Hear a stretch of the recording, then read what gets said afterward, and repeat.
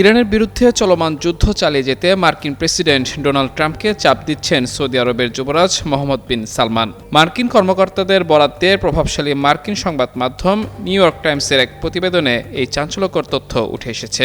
মঙ্গলবার প্রকাশিত ওই প্রতিবেদনে বলা হয়েছে, গত এক সপ্তাহে ট্রাম্পের সঙ্গে একাধিক ফোনালাপে যুবরাজ মোহাম্মদ বিন সালমান তাকে বোঝানোর চেষ্টা করেছেন যে ইরানের বর্তমান সরকারের পতন ঘটাতে যুক্তরাষ্ট্রের এই সামরিক অভিযান অব্যাহত রাখা উচিত। মার্কিন কর্মকর্তাদের মতে সৌদি যুবরাজ মনে করেন ইরান উপসাগরীয় অঞ্চলের জন্য একটি দীর্ঘমেয়াদী হুমকি, যা কেবল তাদের সরকার পরিবর্তনের মাধ্যমেই দূর করা সম্ভব। গরমে আরাম নিয়ে হবে না হাহুতাশ, ঘুরলে পরে ওয়ালটন ফ্যান বাতাস আর বাতাস।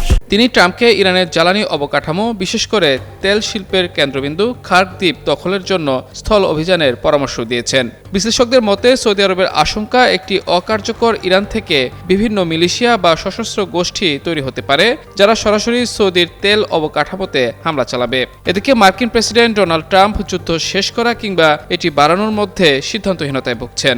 অন্যদিকে যুদ্ধ দীর্ঘায়িত করার বিষয়ে সৌদি যুবরাজের চাপ দেওয়ার অভিযোগ অস্বীকার করেছে সৌদি সরকার। এক বিবৃতিতে তারা জানিয়েছে, সৌদি আরব সবসময় এই সংঘাতের শান্তিপূর্ণ সমাধানের পক্ষে।